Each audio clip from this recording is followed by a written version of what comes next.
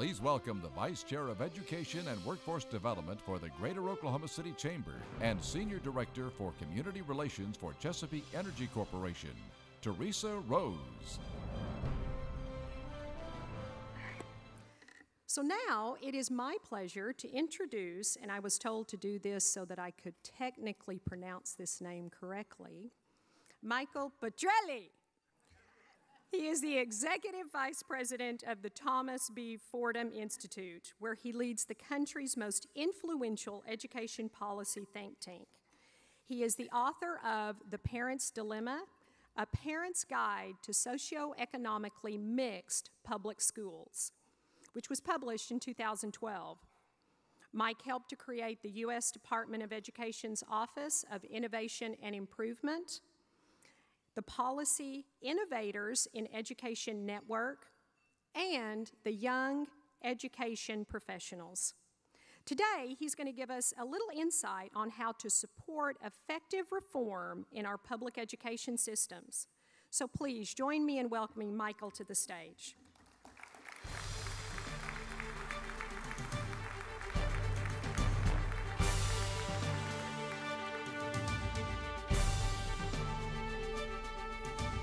All right, thank you very much, Teresa. That was pretty good with your hands, not bad. I told you I had to think like my grandmother said, "You eat like a bird." That's I don't know if you talk like that out here in Oklahoma, but back east, that's how it was done. Hey, it is so great to be here with you today.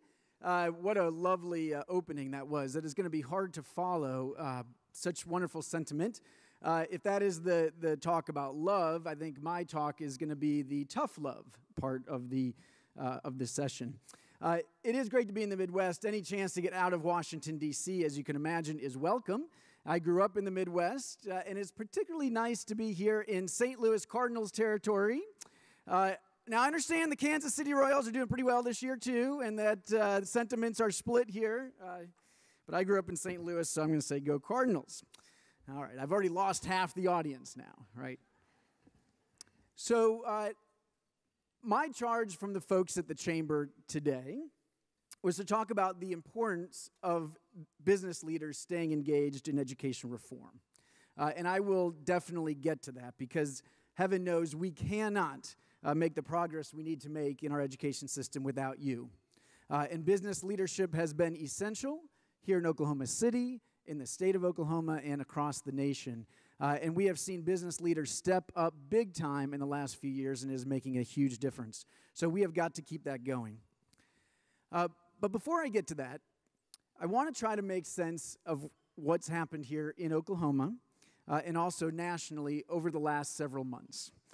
Because I think it's fair to say that we are seeing some of the biggest backlash to education reform that we've seen in at least a decade, if not in a generation. And Oklahoma, let's be clear, has been the epicenter of this earthquake. Which, by the way, is not necessarily a compliment, but we'll get to that. So those of us who believe that our schools could be doing much better, that our schools need to do much better if we're going to share the bounty of this great nation with all of our neighbors, if we're going to continue to lead the world economically and politically. So all of us that understand that we need education reform, understand what's at stake, we need to understand what's going on with this backlash. That is a widespread public backlash to some of the reforms that we have been pushing so that we can adjust, reorganize, and then move ahead. Now, as you all know, Oklahoma has been through a tough stretch here on the education reform front. Now, it started 4 years ago. Governor Fallin came in with a very aggressive and I would say very impressive agenda on education reform, one that included higher standards, a focus on reading in the early grades, putting an end to social promotion, bringing more accountability to the adults in the education system, all of which I support and I think is generally on track.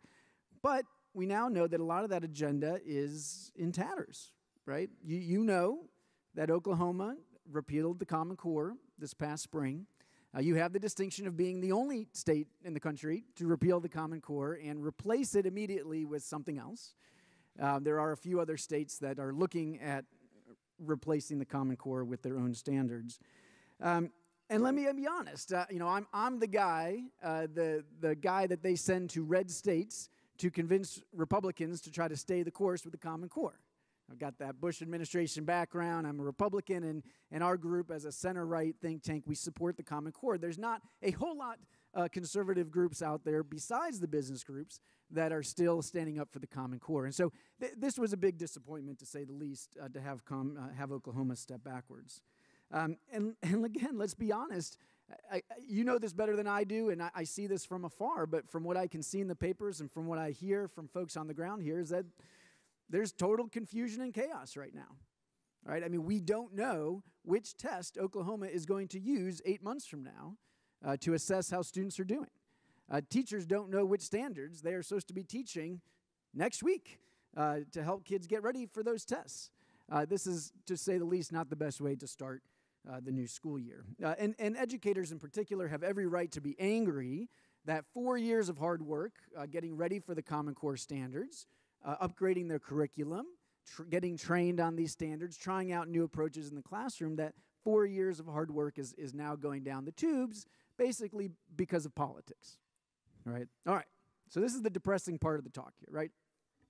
But we also know there's been other backlash as well. The governor was very strong on a third-grade reading guarantee, this effort to end social promotion, to say that students that didn't pass the third-grade reading test would not be promoted to the fourth grade. Big backlash against that as well, coming from parents and teachers and local communities who felt strongly that local educators should make those decisions. And the legislature voted to change that so that educators did, in the end of the day, have the decision-making authority. The governor vetoed that bill, and the legislature overrode that veto. Okay, so, I mean, these are things that don't happen all that often, this kind of backlash. And, of course, a very tough primary election around the state superintendency as well. And it's not just Oklahoma, right? Just this week, you may have heard on NPR this morning, 2 new polls out about the Common Core shows softening support for the Common Core nationally. According to some polls, plummeting support, particularly among Republicans. And in some of those polls, you see growing concern around testing in general, right? There's been large support for accountability and testing of our schools for 2 decades now, and we're starting to see some of that slip also. All right, so my point is this. We are in a different phase of education reform right now where we are seeing serious pushback, and it is widespread. In some cases, it's coming from the education groups, but in many cases, it's coming from the general public, it's coming from the right, it's coming from the left. So what is the right response to this? In particular, what's the right response for you as business leaders? Let's be clear about what not to do. The most important thing is for us not to just fold up our tent and go home. Say, well, this is hard. We're not used to losing these battles. Forget about it. You know, this is too tricky. That means that we need you business leaders to stay engaged in this fight. And as I'll say more about in a moment, we know our education system is still performing well under its capacity. So millions of kids, they are counting on us to continue pushing for reform, to continue this fight. On the other hand, let's not just try to white-knuckle this thing, right? Ignore the backlash, say we're just going to plow full speed ahead. You know, these concerns that are out there, they are widespread, and many of them are based on significant problems in the way that reform is happening at the local level. We cannot just ignore them. We also can't allow ourselves to believe that the only problem is that we need a different message or a different messenger. While those things matter, no doubt, and while leadership matters, no doubt, it is my view that something much deeper is going on, okay? So what do we have to do? In my view, we have to look at the agenda itself, at the education reforms that we are trying to push, and figure out if we need to make some adjustments. I mean, again, as business leaders, you know this. If you're doing well and then all of a sudden your customers stop buying your product, you say, do we need a better marketing campaign? Well, maybe. Okay, but it's also possible that there's something more fundamental going on and that you've got to fix. So it is with education reform. If we're going to succeed over the long haul, we need to take a look at not just how we're selling education reform, but what we're selling. Is it working? Do all these pieces fit well together? And most importantly, and what I really want to focus on today is, are we diagnosing the problem right? When we look out there at our education system and we're diagnosing what's wrong with it, are we getting that diagnosis right? In my view, what the problem is that we are diagnosing all of our schools the same. right? We're pretending that they all have the same disease and we're prescribing the same medicine for each of them, and that's a problem. For example, nationally, and I think here in Oklahoma too, we hear a lot of talk, and I've used this talk myself, a lot of talk about, quote, failing schools, right? And the need to, quote, blow up the system, right? To talk about our education system is broken, it's dysfunctional. And there's no doubt there are failing and broken and dysfunctional schools and systems out there. There are, okay? But let me ask you a question, okay? And I'm going to answer this one too. How many of you here in this room send your kids to public schools, right? Or maybe your grandkids go to public schools, right? Okay? Now, how many of you think that those schools are broken, are failing, are abysmal, right? I don't believe that about the public school I send my child to. My oldest son is going into first grade in Montgomery County, Maryland, right? And his school's not broken. It's not failing. It's not perfect. It's got issues, and we'll talk about that.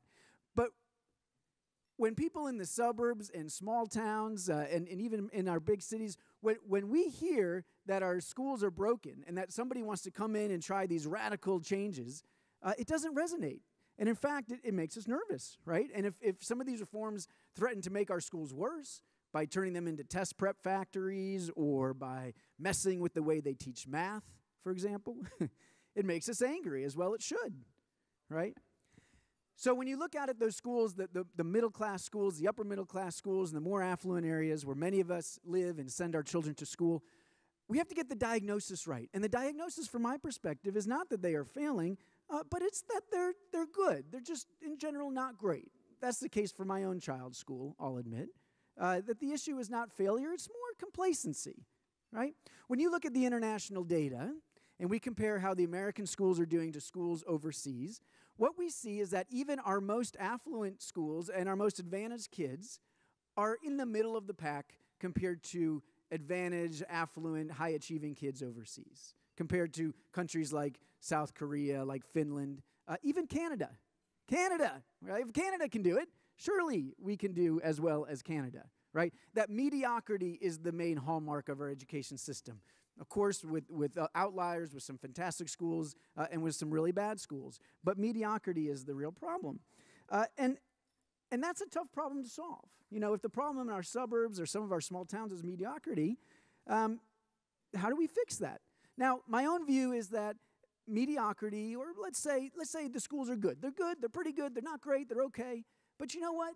We know as parents that if we do our job at home, that if we take our kids on all the, to the zoo and to the park, if we read to them at home, if we speak to them, if we take them to church, we take them to Girl Scouts and Boy Scouts, we do all those things that we do as parents, that they'll do fine. Even if their school's not knocking it out of the park every day, as long as it's solid and good, they will be okay, right? And they will go to college and they will get a good job, okay? But the question is that enough? Well, has anybody here read this great book by Amanda Ripley called The Smartest Kids in the World? I highly recommend it. Some of you, yes. She follows some American kids, including one from Oklahoma, overseas. They are exchange students. They're going to do their year abroad, and they're high school students. And she goes and she tracks what's their experience like. And all three of them have the same experience, which is that, wow, these high schools in these other places are really hard. And she talks to exchange students that come to America from other countries, and they say the same thing. They're like, wow, American high schools are kind of a breeze, right? And I would argue that American high schools are probably where we have the most challenge for our students, right? From what I've seen, our elementary schools in particular don't want to push too hard. At least by high school, you've got some kids doing advanced placement, those sorts of things, right? But we are not doing enough to challenge our students, to engage our students. And when students tell us in surveys what the problem is with their school, they say it's boring, it's not challenging, it's not engaging, right? Now, we don't do the same thing when it comes to those extracurriculars that we were talking about. When it comes to football, when it comes to music, when it comes to the arts, we have many, many programs in this country that believe in excellence, that are all about pushing kids to do their very, very best every day, right? And kids respond well to that. And so if we can do that for football, why can't we do that for fractions as well? All right, so, and you look at the problems that we've got in this country. You look at, for example, the fact that in a state like Oklahoma, we have something like 40% of kids arriving at college not ready for college work. And they end up in remedial courses. Many of them never get past those remedial courses. They drop out. That's costing us money. That's contributing to our skills gaps, right? It's not just inner city schools that are contributing to those 40% remediation rates. Those are the suburban and small town schools as well. These are schools where kids are going through the system. They are getting good grades. They're passing the state test every year. They're getting their diploma. And then at the end, they find out that they're not ready for college. And nobody ever told them along the way that they were not on track. And they say, what's going on? I had no idea that I wasn't ready. Okay, those are the kinds of problems that we need to solve. Now, it is my firm belief that reforms like Common Core or other high standards, which I hope and expect Oklahoma will eventually adopt as you get through this tough patch, that high standards are essential for these kinds of schools, for the schools in the suburbs, for the schools in the small towns, the affluent schools, schools that are, again, pretty good. They've got capacity. They've got some folks in the central office who have know-how about curriculum. They've got pretty much the pick of the litter in terms of teachers. They have what it takes. And now, if we say we want to challenge you to reach these higher standards, we want to challenge you to get more kids ready for college and a good career, they can respond effectively.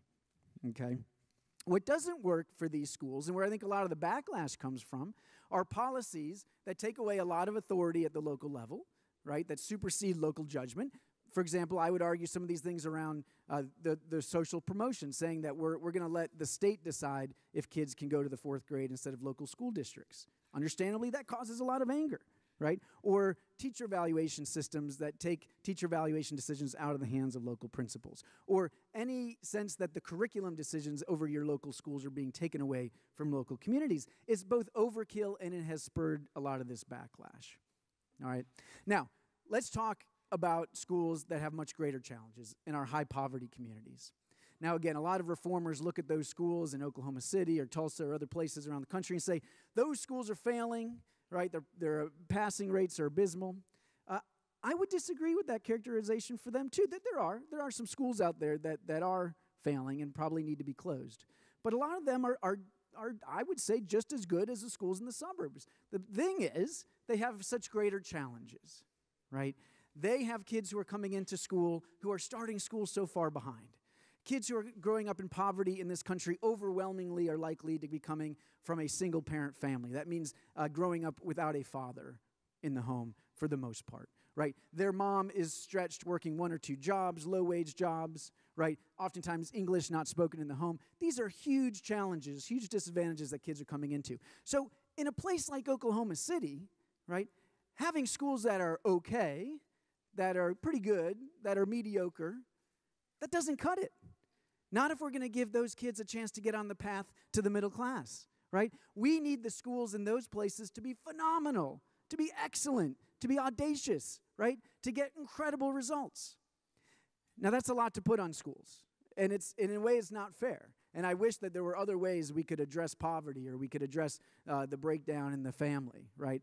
But I've yet to see any solutions to those problems that don't involve getting kids a better education right now, okay? So in those places, I would argue we need a very different kind of medicine than we might need in other communities. In my own view, it's probably going to come. You're going to see those real breakthroughs. You're going to see that real excellence. It's going to be hard to do. No offense to my next speaker, but I think it's going to always be hard to do in big systems because big systems tend to be very rule-bound and they tend to be very bureaucratic. That's just their nature.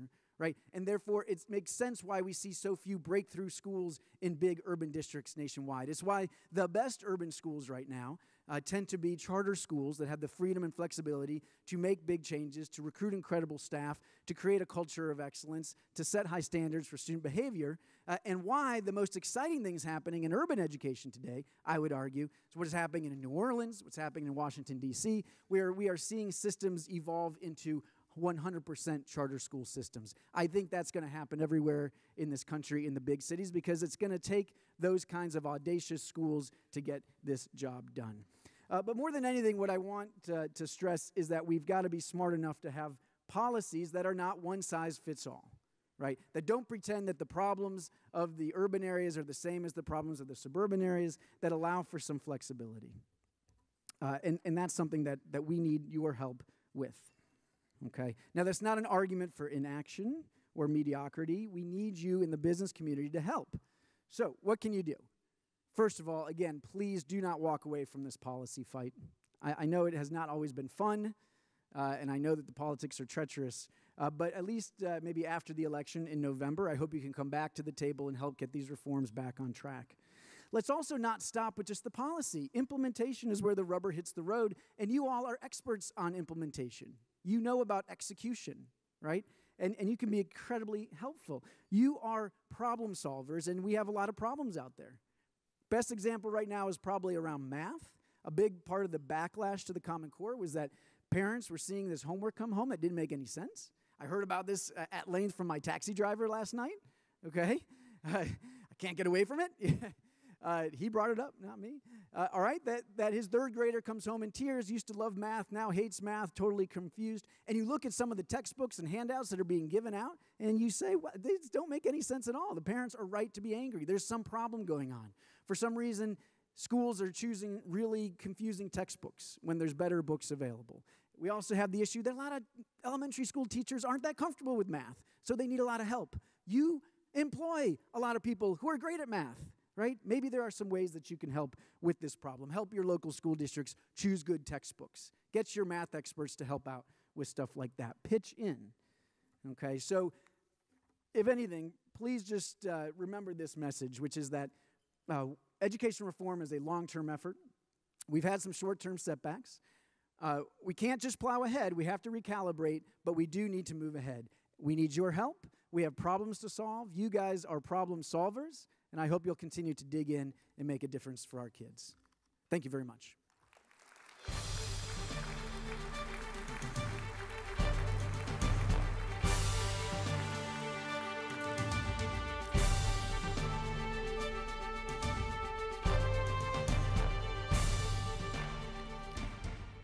Since Michael was so efficient with his time, we do have a few minutes for questions if anybody has a question, or maybe you will be around after the luncheon. So do we have a question that's hot on someone's mind? No? We're also between them and lunch. That's right. He's also between them and lunch. Many of your comments I think you're going to see in the other presentation, so thank you so much for being here.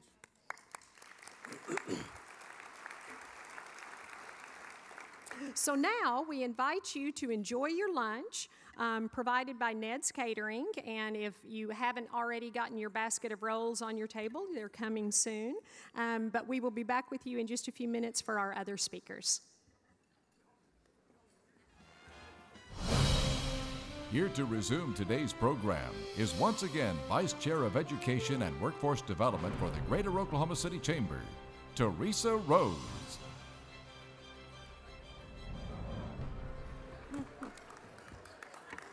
Thank you. I know that we are still being served, and many of you are still eating, but for the sake of time, because we do have quite a full agenda, as we said, we do want to go ahead and get started. So thank you again so much to Ned's for providing a great lunch, and please continue eating. We also wanted to say thank you to all the elected and appointed officials that are here today. We appreciate so very, very much your interest in working with the business community and your support of public education. Also, I wanted to go ahead and take a moment, since today's focus is about Oklahoma City Public Schools, to ask those members of the district's leadership team to just stand, for the rest of us to recognize them and appreciate their work. Please stand.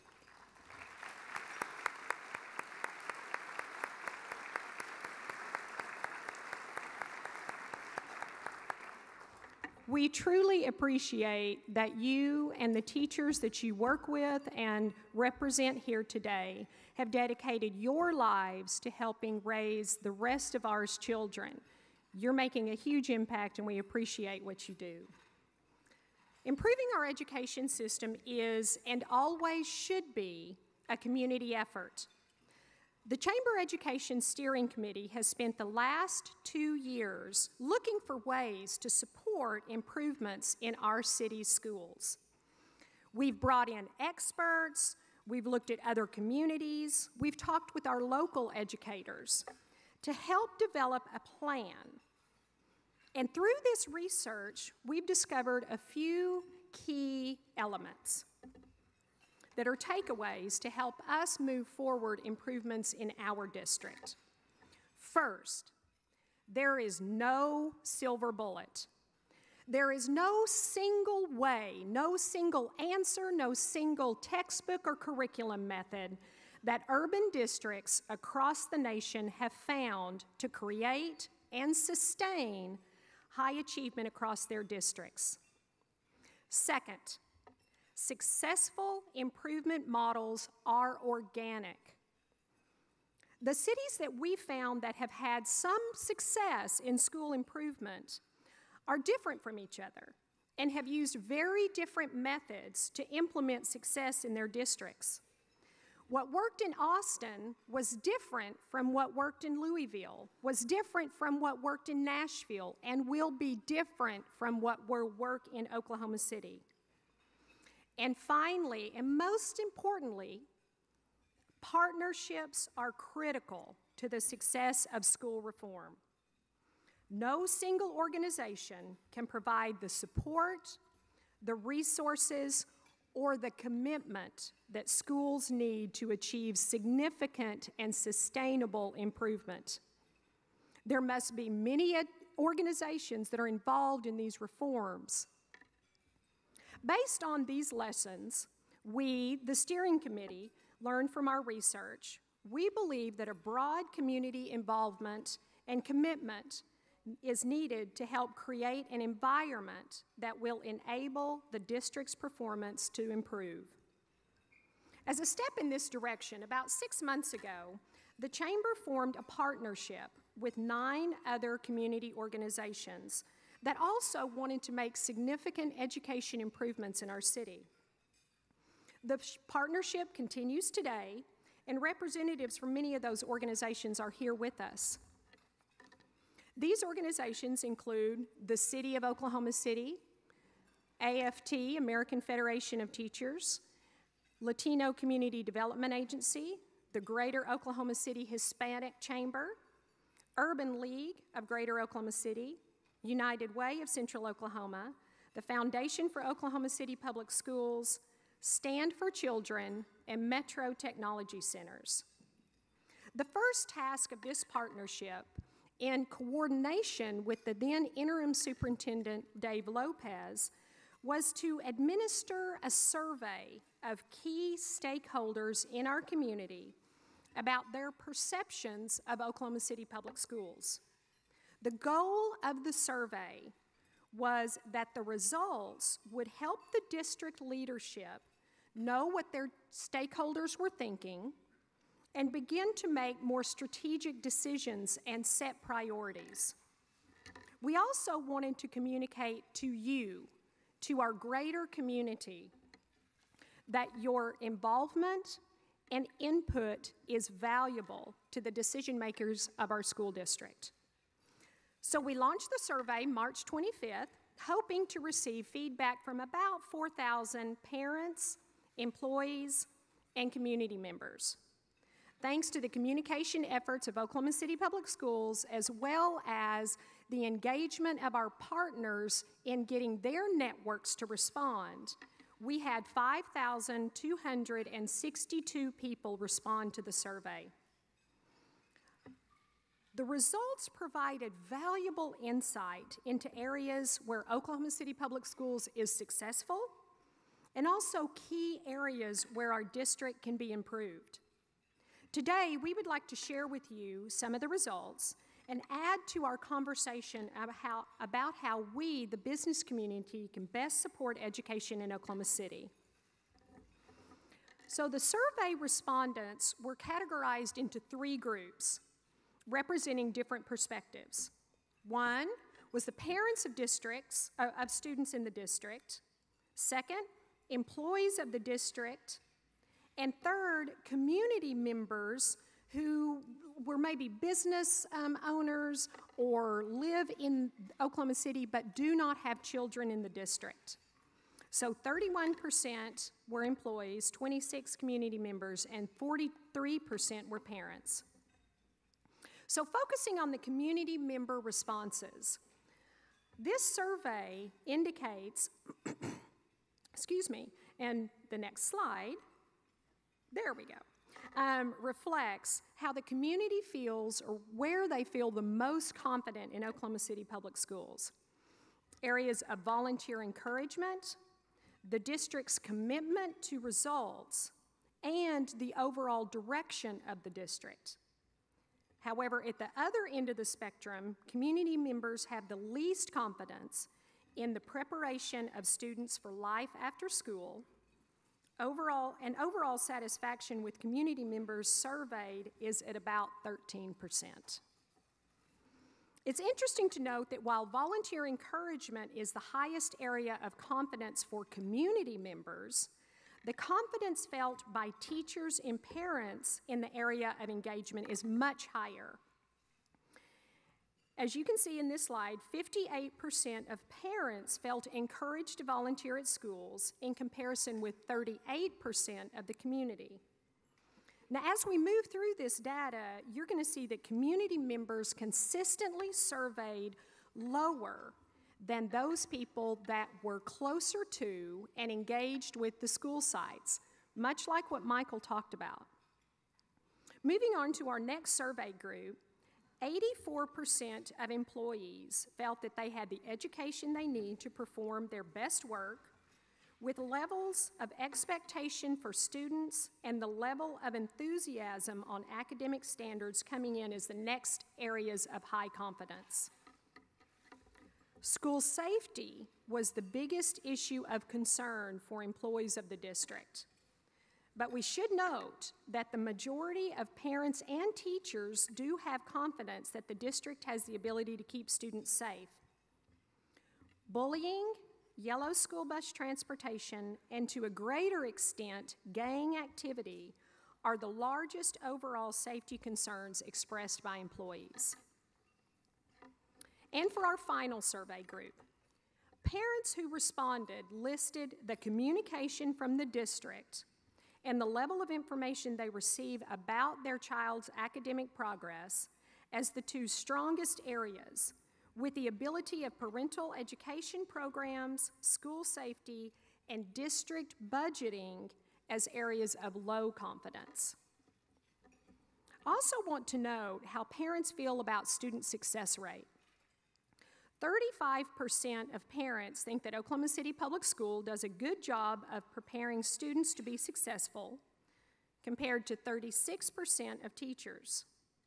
And I think we would all agree that we can do better. Coming together, we can do better for our students. So quickly, let's review a few more survey results that benchmark the progress in our schools. So when it comes to general satisfaction, you can see that there is a significant difference between how the community feels and how the district, about the school district, and how teachers and parents feel about the district. Like I mentioned earlier, the community's perception of the schools often and rather consistently ranked much lower than those who interact with the school on a daily basis. Consistently, we see that those who interact with the district have a much more positive outlook. Compare the district's reputation in the community with the teacher's reputation among parents. While yes, these numbers could be improved, the difference between how the community sees the district and how parents view their children's teacher is significant. Now, in light of the investments made by Maps for Kids, I think it's also important to point out how parents and employees feel about the facilities of our district. The majority of both parents and teachers feel like the facilities are kept clean.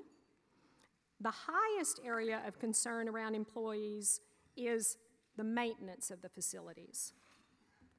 So what are the key takeaways for members of the business community from these survey results?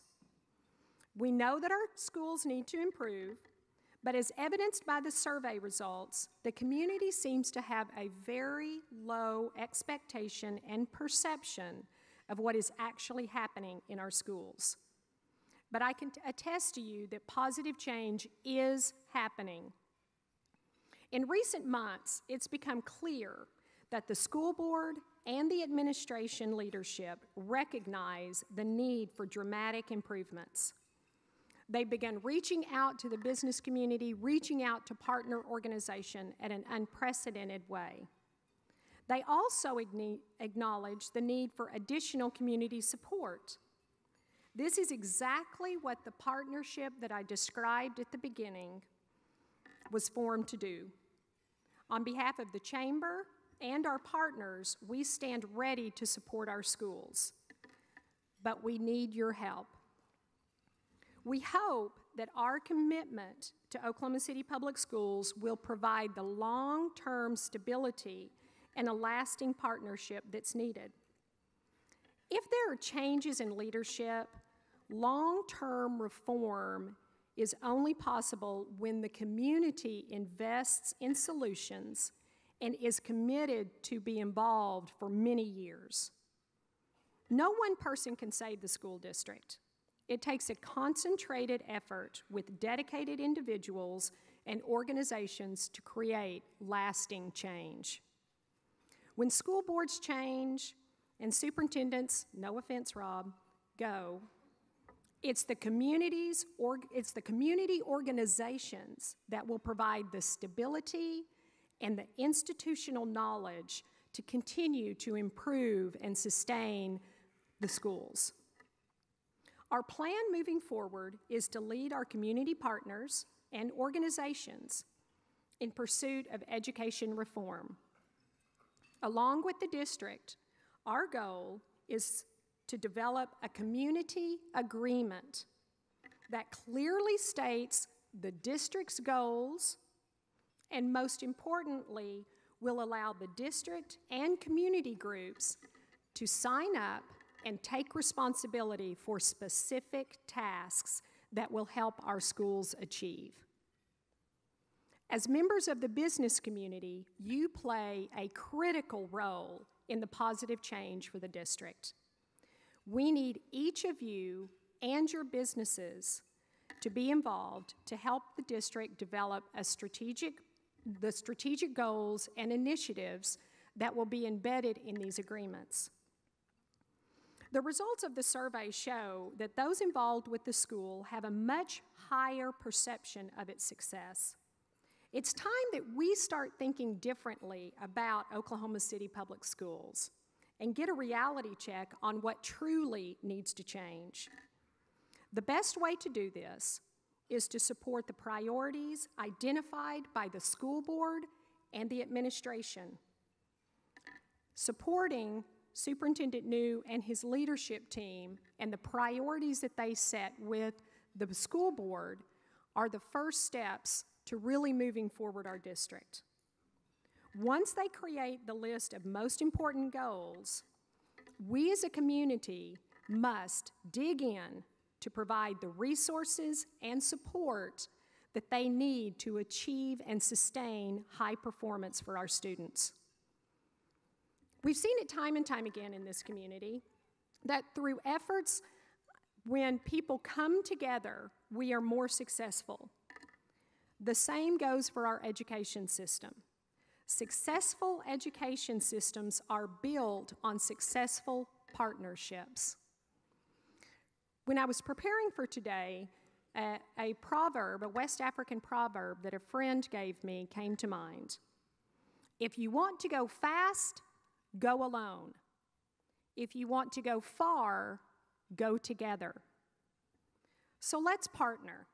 Let's take our city's success and what we as a business community have helped change the face of this community and this state and apply it to our school system together.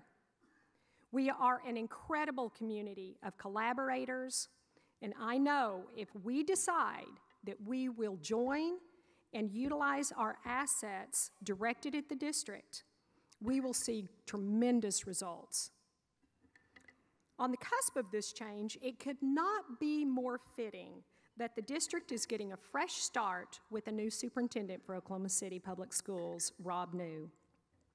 Rob joined Oklahoma City Public Schools from Federal Way Public School District in Washington State, where during his 4-year tenure, Rob increased the student SAT participation rate from 25% to 94%, decreased student expulsions by 65%, and increased enrollment in advanced placement classes by 200% district-wide.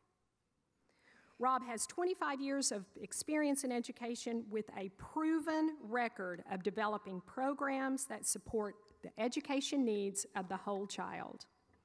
Today, it is my great pleasure to introduce Rob New, and he's going to talk to us a little bit about his 100-day plan and his jump start as tenure as our superintendent.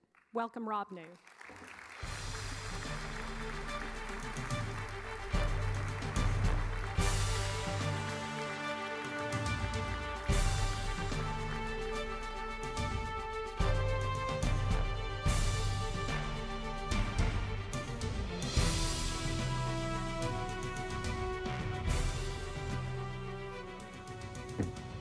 Good afternoon, Oklahoma City. What I just heard was we should be all charter schools. We have a 13% satisfaction rate, and you're already looking for a new superintendent.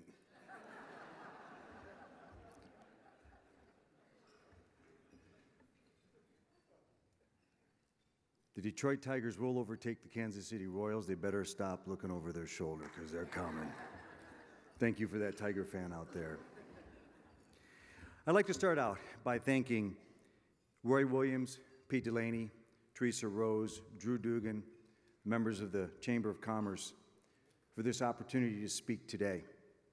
It's a real honor to be here, and it's a wonderful opportunity for me to talk about what's going on in our schools.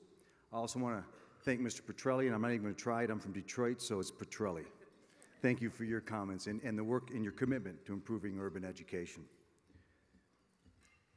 I'd also like to thank and recognize board members, Oklahoma City Public Schools, members of the Board of Education who are with us today. And we have Justin Ellis. Go ahead and stand. Bob Hammock. Phil Horning. Laura Massino. Ron Milliken. New to the board, Gloria Torres. And Ruth Veals. Thank you for being here today.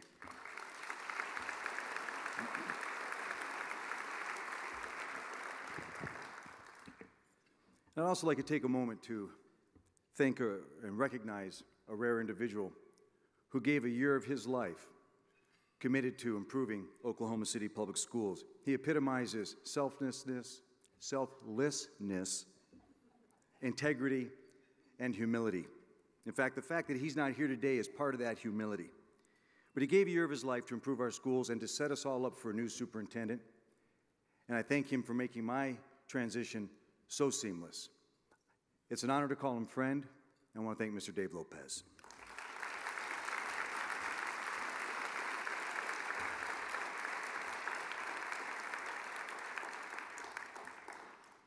Now, as many of you know, I did announce a 100-day transition plan on my first day in office. And this plan is intended to help me learn as much about Oklahoma City and the school system as possible. And I was asked quite often about what initiatives I was going to bring in with me.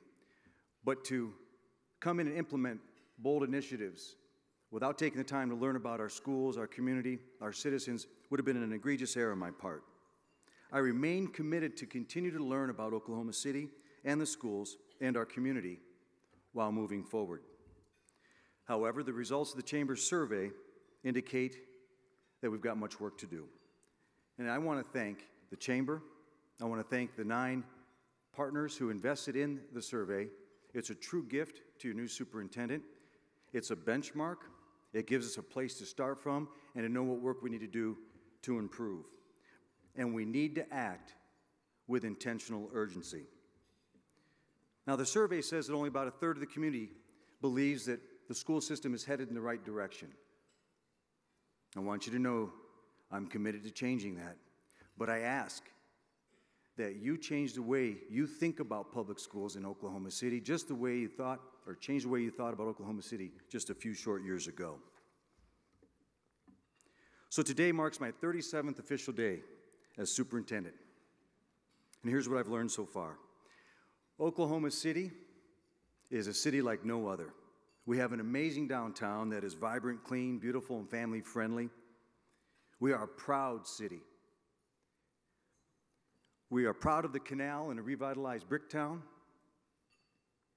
We are proud of the Oklahoma River and those world-class training facilities. And we're proud of a downtown where we can go to the gardens and then stay for a concert if we like. And we are proud of our thunder.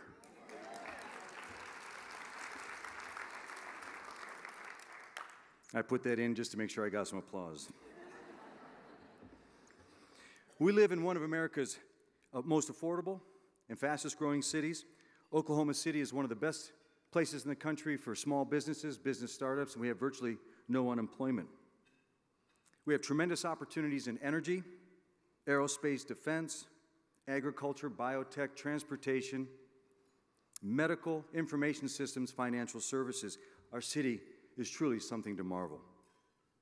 And what I've also learned in these 37 days, though, is that we have residents who have supported and continue to support the rebirth of this city, the rebirth of our schools, and they're ready to roll up their sleeves and help in any way that they can.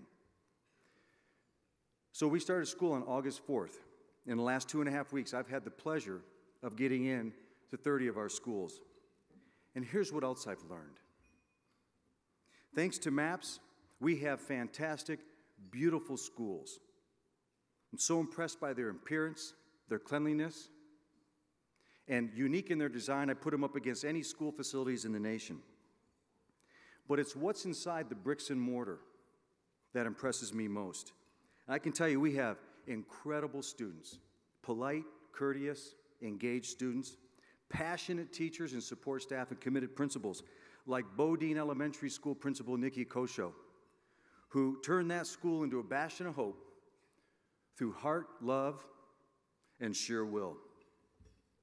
Or Capitol Hill Tech Ed teacher, Mr. Keister, and Southeast legend, Coach Trammell, whose passion for their respective craft and the students they serve is evident in everything that they do. Or Mr. Joe, the bus driver that I met on the first day of school. He knows every student on that route by name. He knows their families. He knows their stories. His face is the first and the last face that our students see every day, and it's a face of compassion and love. And how about Justin Eccles with the Oklahoma City Police Department? He survived a debilitating accident to become a role model for our youngest students. Sergeant Eccles is one of 8 school resource officers that we've added this year to improve the safety and security of our schools. And then there's our students. How about Alea Heron, 10th grade student in the Academy of Health Sciences at Northwest Classen. She loves to wear those scrubs to school every day, and she told me, because it makes me feel important. And the first time she wore them home, her mother cried. Or Jade Williams, the class president at Northeast Academy, who told me, I love school. I leave home every day to come home. School is my home. I hate it at the end of the day when they tell us we have to leave. And then there's a kindergarten classroom where I was introduced as Mr. Gru.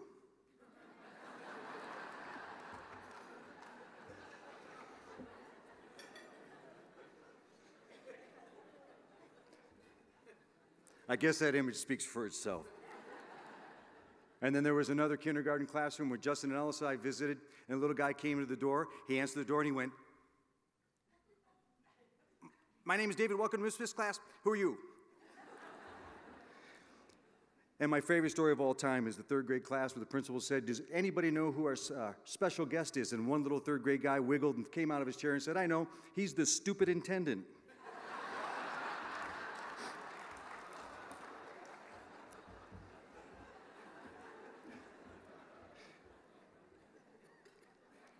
But here's what else I knew, actually before I arrived.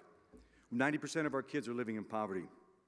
Our students have so many challenges in their young lives that on most days school is the last thing on their mind.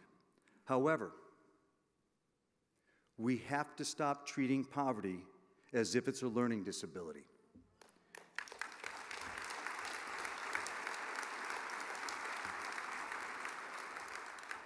Every one of our students has hopes and dreams.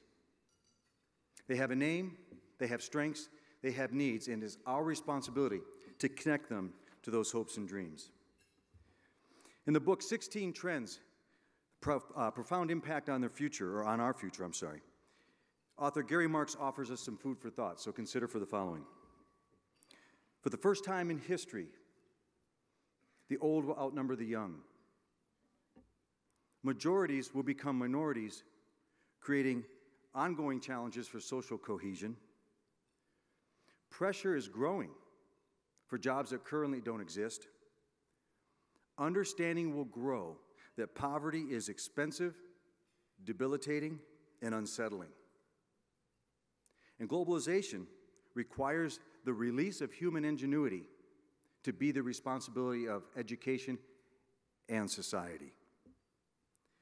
So for our students, for them to survive, but to thrive in the 21st century, they must develop higher level thinking, problem solving, collaboration, and communication skills. They need to understand different cultures. They need to understand different generations. They need to speak 2, perhaps 3 world languages. They essentially need the skill set that only a diplomat needed a dozen years ago. So how are we going to do this here in Oklahoma City? How can we match the magnificent trajectory of our city?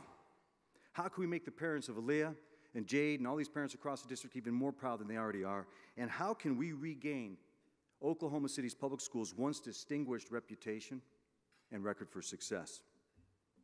As Teresa mentioned, there are no silver bullets, but I offer you 5 guiding principles of which we're going to use moving forward. The first guiding principle is to develop partnerships with our students. We have to stop working on or for our kids. We've got to work with them. They have a voice. They can connect us or help us connect them to their learning. We have to make learning fun. It needs to be meaningful to them. It needs to be engaging. And we cannot teach to the test.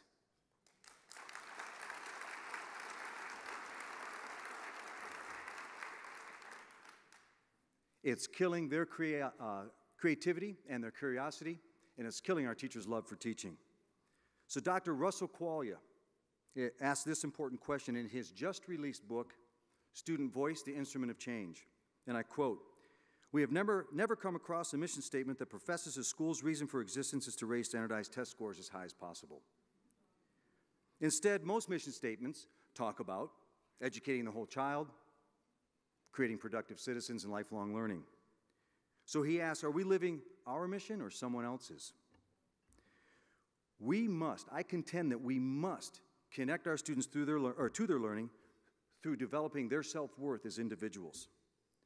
By engaging them in a rich, challenging, rigorous, meaningful curriculum, we can help them find purpose. When students find purpose in their lives, they have the confidence to take action in order to secure a meaningful, productive, and rewarding future. And I'll tell you that a student with purpose is a student with unlimited potential. And this is why we have to know every one of our 46,000 students by their name, their strength, their need, and their hopes and dreams. And we've got to connect them to those hopes and dreams. The second guiding principle is we must attract and retain the very best teachers and principals in the land.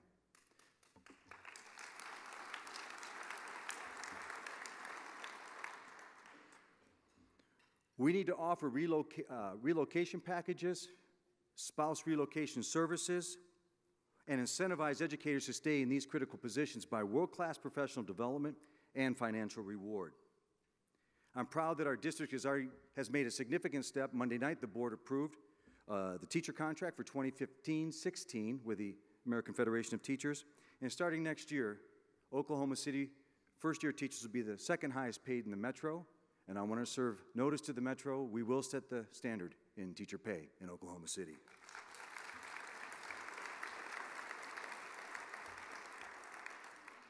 But it doesn't end there. We've got to take control of our destiny. We've got to create our own highly qualified teachers. And I'm so proud. Dr. Betts is here with a University of Central Oklahoma, we have enjoyed a partnership with UCO for several years and developed the model Urban Teacher Preparation Academy. We extended that program to include the University of Oklahoma, and now, this year, Oklahoma State University is joining. And I'm proud to announce a new partnership. And this partnership is with University of Central Oklahoma, and Dr. Paul Seacrest, who is here today with Oklahoma City Community College. This partnership will guarantee that students who graduate from Oklahoma City Public Schools qualify to move through OCCC and UCO, earn a teaching certificate, give 3 years back as a teacher in Oklahoma City Public Schools. They will be college debt free.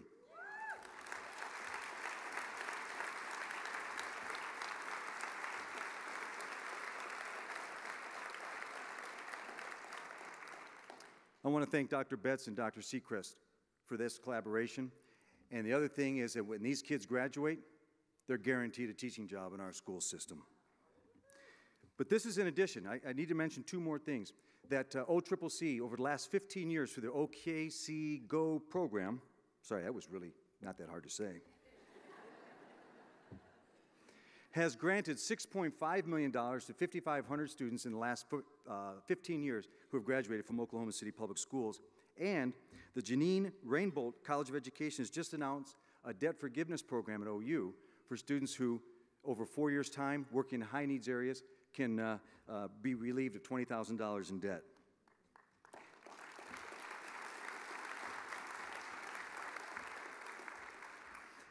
And if you didn't know, college debt in America now exceeds $1 billion. It has exceeded credit card debt in this country. And 53% of our college graduates are un- or underemployed. So the third guiding principle is that we will design or develop our own aligned, rigorous curriculum. This summer, we hired Teach for America poster child, Miss Aurora Laura, from Dallas ISD.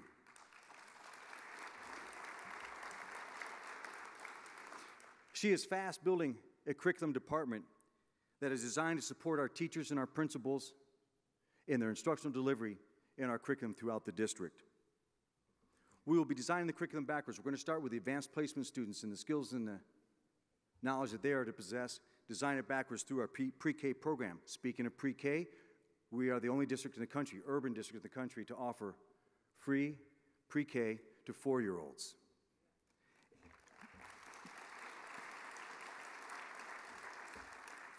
And we are now expanding that pre-K curriculum through grade 3 to ensure student success in their early learning. Now, when I visited John Marshall High School in the first week of school, many of the students requested harder classes and more challenging assignments. Research shows that a more rigorous curriculum prepares kids for their adult lives. So I'm proud to announce to you today a game-changing move that will ensure that our students who are qualified are receiving rigorous opportunities. On October 29th, every one of our sophomores and juniors will be taking the PSAT free of charge during the school day.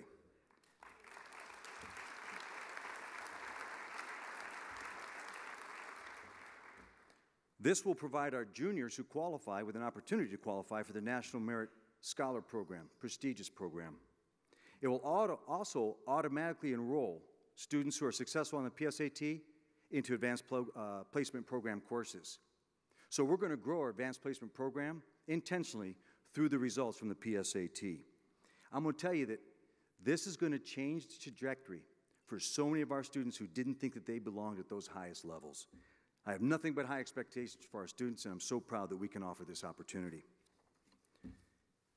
The fourth guiding principle, we have to become a one digital device per student district.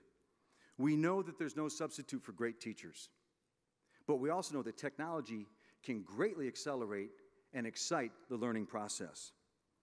Technology is essential in expanding the curriculum beyond the classroom walls, connecting kids to the world. So therefore, we have to make sure that each child has a device. It's going to cost us $25 million to do so. But recently, University of Oklahoma, through Promise Grant funds, contributed $566,000 to purchase 1,380 Chromebooks for our students. So I want to thank you, OU.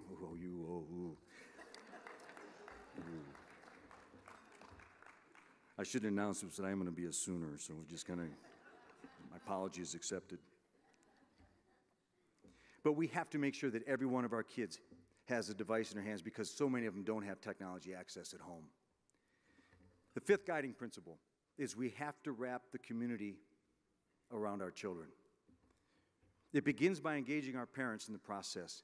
They're the ones who know their children's strengths, their needs, and those hopes and dreams. And we know that engaged parents are critical in their children's academic success. But we also need you, the greater community. We're sharpening our focus through our Community Relations Department to make sure that we are gathering more partnerships and aligning those partnerships with the needs in our schools. But we are also going to give back. Our schools are a community treasure, and they need to be open 7 days a week, 12 hours a day. And the Edgemere Community School is a great example where community partnerships can create opportunities not only for our students but the greater community to receive services before, during, and after school. I'm proud to announce that we're working with United Way and the Oklahoma City County Health Department to find ways to extend services and programs through our schools. Also through partnerships, we're in the process of building 60 community gardens at our schools. These community gardens are a tremendous nutritional learning opportunity for our students, a way to improve the nutrition in the cafeterias in our schools as well as the communities, and a great connection to the mayor's goal of creating a healthier Oklahoma City. And finally, this fall, we are launching what we're going to call the Great Conversation. We need you and the entire community to come to the table and talk about our hopes and our dreams, our challenges, our history, but more importantly, what are our critical issues, how are we going to solve them, what are our goals, how are we going to reach them. I was told before I came here that you're going to be asked by everybody how can I help? And it's true, I get asked that all the time. So I'll give you 3 ways: your time, your treasure, and your talent. I need every one of our schools to be adopted by a business, a nonprofit, or a church in this community. You can give us your time by being a mentor, a reader, or help spruce up a campus. Your treasure can help us put a coat on every kid. We have Coat a Kid program. We need $80,000 to ensure that every one of our students are warm this winter. Fields and Futures is a place that you can contribute to make sure that the kids, our athletes, are proud of what they wear and the fields that they play on. You can help us attract and retain the best in the world, and you can help us put digital devices in every student's hands. And finally, you can help us with your talents. We are so blessed to have, at this time, our district is developing future scientists,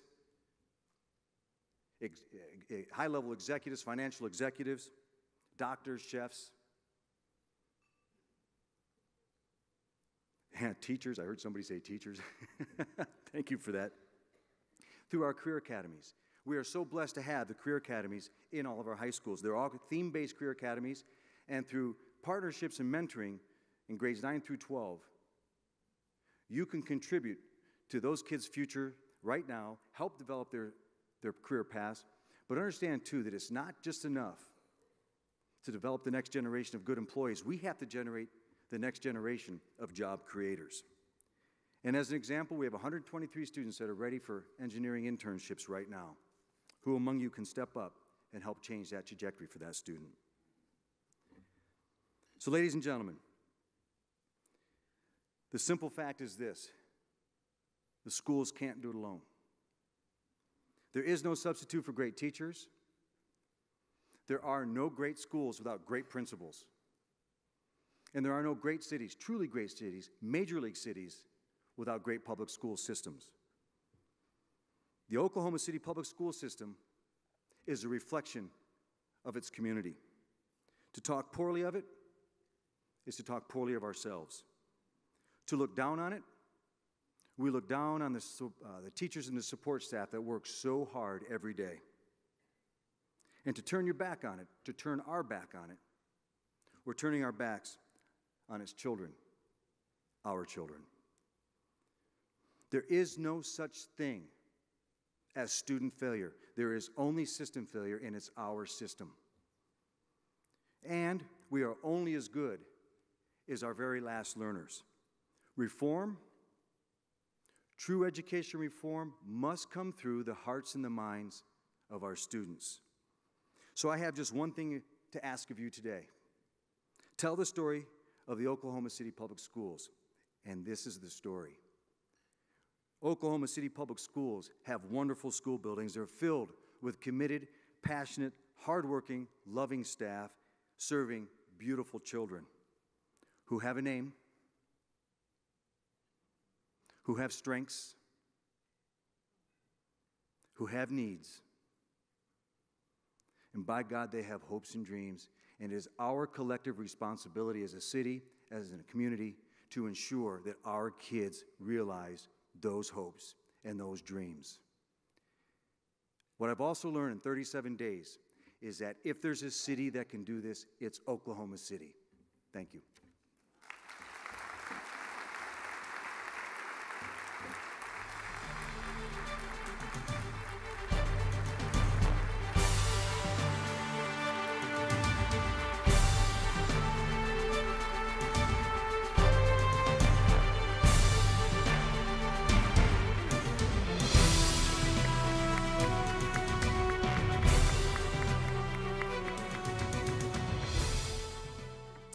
Wow, I was inspired and fired up before I got here. Now I'm ready to go. So I hope with Rob's comments, with Michael's perspective from a larger scale, and knowing about what the Chamber is doing as far as our partnerships and our agreements, that you feel even more inspired and know even better and more clearly how you and your companies can get engaged. Education reform is about all of us. Education reform and improvement for our children is critical. So please, take a moment, go back to your businesses, figure out how you can respond to Rob's call to action. We all know it's important, and we all must take a turn at giving our time. Before we adjourn, I'd like to take one more moment to thank our signature sponsor, Brand Talkers. Dot, thank you so much.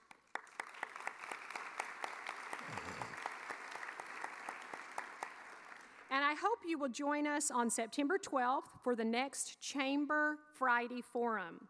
With entertainment, art, restaurants, and nightlife just right out your door, Oklahoma City's downtown district is growing at an incredible pace. Friday Forum will discuss the current demands for housing and plans for future growth. You can learn more to go to the website. But as for today, stay inspired, get engaged, and we are adjourned. Thank you.